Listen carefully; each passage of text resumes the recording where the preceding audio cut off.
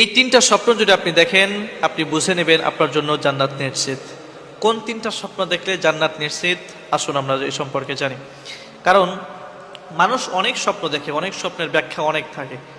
এই তিনটা স্বপ্ন হলো এমন, এই তিনটা স্বপ্ন যে দেখবে আল্লাহ তাআলা তার জন্য জান্নাত রেখে দিয়েছেন, সুবহানাল্লাহি বিহামদি। তো কোন তিনটা স্বপ্ন? এক নম্বরে, যদি কোনো ব্যক্তি স্বপ্নে নবী করিম সাল্লাল্লাহু আলাইহি সাল্লামকে দেখে, তাহলে আপনি বুঝে নেবেন আপনার জন্য জাহান্নাম হারাম, আপনার জন্য জান্নাত নিশ্চিত, সুবহানাল্লাহ। কারণ আল্লাহ তাআলা বলেছেন যে আমার নবীকে যে দেখবে, স্বপ্নে যে দেখবে, সেই ব্যক্তির জন্য জাহান্নাম হারাম।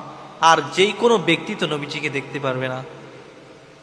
যে দেখবে বুঝতে হবে সে জামানার একজন বড় বুজুর্গ ব্যক্তি, সবাই তো নবীজিকে দেখতে পারে না। তো যখনই আপনি দেখবেন, আপনি বুঝে নেবেন যে আল্লাহ তাআলা হয়তো আপনাকে জাহান্নাম থেকে মুক্ত দিয়ে দিয়েছেন, জান্নাত লিখে রেখেছেন আপনার জন্য। কারণ নবীজির সূরাত এমন একটা সূরাত, যে সূরাতে শয়তান কখনো নবীজির সূরাত ধরতে পারে না। সমস্ত মানুষের অবয়ব শয়তান ধরতে পারলেও নবীজির সূরাত কখনো ধরতে পারে, নবীজির চেহারা কখনো ধরতে পারে না। দুই নম্বরে, আপনি যদি স্বপ্নে দেখেন যে আপনি খুব কষ্টে আছেন, কিছু মানুষ আপনাকে কষ্ট দিয়েছে, এই কষ্ট দেওয়ার পরেও আপনি তাদেরকে মাফ করে দিয়েছেন। স্বপ্নে দেখলেন যে মানুষ আপনাকে কষ্ট দিচ্ছে, এরপরেও আপনি তাদেরকে মাফ করে দিয়েছেন। শুধু তাই নয়, বাস্তব জীবনেও মানুষ আপনাকে কষ্ট দিচ্ছে, কিন্তু তারপর আপনি মাফ করে দিচ্ছেন, যদি এই আমলটা করতে পারেন। এক নম্বরে নবীজিকে স্বপ্ন দেখা।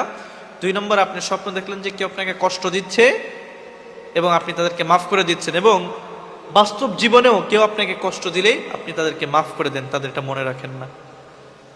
তিন নম্বরে, আপনি স্বপ্ন দেখছেন যে আপনি কোনো কিছু দান করছেন, বা আপনি মানুষদেরকে স্বপ্ন দেখেন যে সবসময়ের জন্য দান করতে থাকেন।